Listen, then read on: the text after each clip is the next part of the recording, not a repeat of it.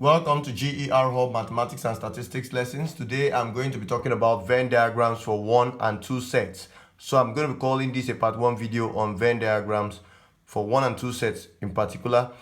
I'm going to make a video also on Venn diagrams for 3 sets, okay? So before we begin in this video, please like our video, subscribe to the channel for more content. Thank you very much. So let us begin. Now, what 2 things am I going to be discussing in this video on Venn diagrams for 1 and 2 sets? For each Venn diagram, I'm going to show you what the name of the portion is and how and why the name of that portion is the way it is, okay? So let us quickly start with what we should know about Venn diagrams. So to start with, point number 1 I want to make is that Venn diagrams are pictorial representations of sets. Pictorial representations of sets. So it's a pictorial form of describing a set. So remember, in our video on set theory, we discussed ways to describe a set, one of which was the Venn diagram. So the Venn diagram is a pictorial representation of sets. Now, who invented the Venn diagram? Although it was used in early centuries by Euler, however, it is credited to the celebrated English mathematician John Venn. So, who used the Venn diagram extensively to describe sets was John Venn, and it was named after him. So that is where the name Venn diagram is coming from. Okay? The third thing I want you to know is that in Venn diagrams, rectangles represent the universal set. So we use rectangles to represent the universal set, while in Venn diagrams we use oval shapes or circles to represent subsets. Okay? So those are 4 points I want you to know before we begin. Venn diagrams are pictorial representation of sets. John Venn is credited with the invention of Venn diagrams because he used it extensively, although in early centuries Euler had used Venn diagrams, okay? Now, rectangles in Venn diagrams are used to represent the universal set, while oval shapes or circles are used to represent subsets of a Venn diagram. So what do we want to do in this video? I want to show you how to name portions of 1 set Venn diagrams and 2 set Venn diagrams. And not only will I show you how to name them, I'm going to tell you why they are named the way we shall name them. So let us start with 1 set Venn diagrams. So I'm going to put a rectangle. Like we said earlier on, rectangles represent the universal set. So I'm going to write this, the universal set, and I'm going to put this, okay? So now the first Venn diagram here is one involving just one subset of the universal set. So I'm going to call the subset A. Now, the portion I want to name is this portion I'm shading. Portions outside the circle or the oval shape there, but within the universal set. So the question is, what do we call this shaded portion? This shaded portion is called A complement or A prime. Now, it is called A complement or A prime. What does it represent? The portion, not only is it called A complement or A prime, it represents elements found in the universal set but not in A, okay? So this portion is called A complement. Notice we have shaded every portion outside A but within the universal set. So it is called A complement or A prime because it contains elements found outside the circle, that is the subset, but within the universal set. So let us go to 2 sets. Now let us start with the first 2 set diagram I want to put up. So let's start with the first one. The first one I want us to put up is this. Now, let's put up this A and B. So what do we call this portion that I have just shaded? What do we call this portion I have just shaded? This portion I have just shaded is called A intersection B. Okay? This portion shaded contains elements that are found in A and B. It contains elements found common to both A and B. So it is called A intersection B. So if you look at the region I have shaded, the elements here are found in A and they are also found in B. So that is the second portion in a two-set Venn diagram I want you to take note of. Let's go to the next one. The next one I want you to take note of is this. Okay? So I'm going to put this up. Let me put several because we are going to be describing others. Okay? So let me put it at once. So I'm going to put that. I'm going to put this. And I'm also going to put this. So,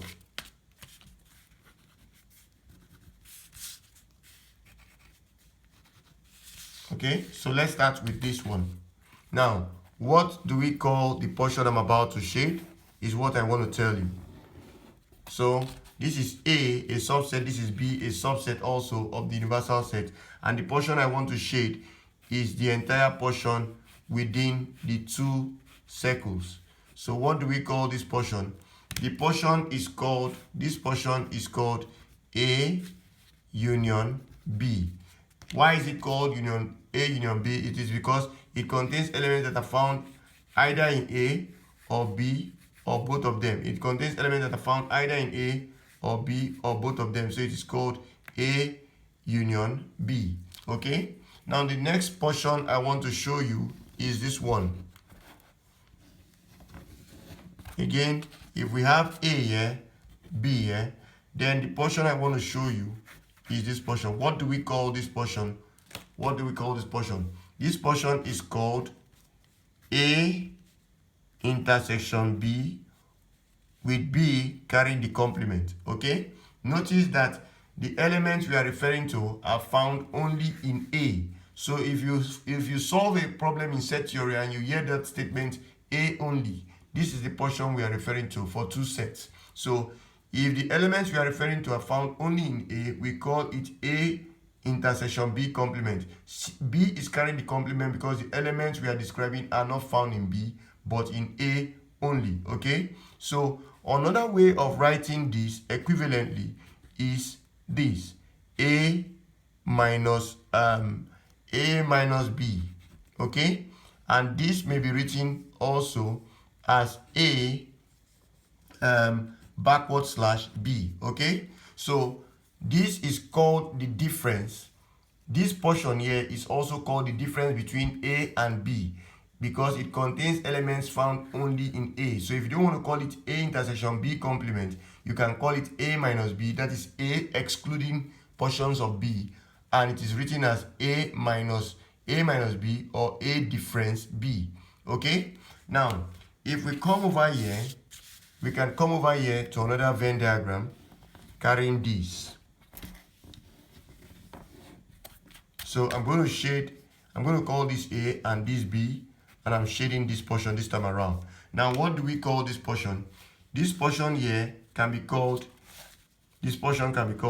A complement intersection B. Notice that in this case, A is carrying the complement because it excludes every element in B. Okay? So in this case, the element we are talking about is found only in B. So it is A complement intersection B. This can also be written as B minus A, or equivalently, you can write it as B difference A. Why is it B difference A? It is because the elements we are referring to are found only in B and excludes every element in A. Now, if you come over to this one, let's come over to this. Okay? Now, A and B is what I'm going to write here. Let's see what portion can we name.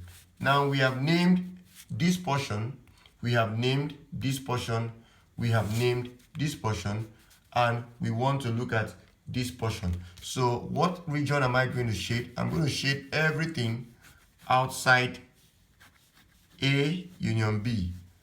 I'm going to, but within the universal set. So what do we call this portion? This portion will be called A union B all complement.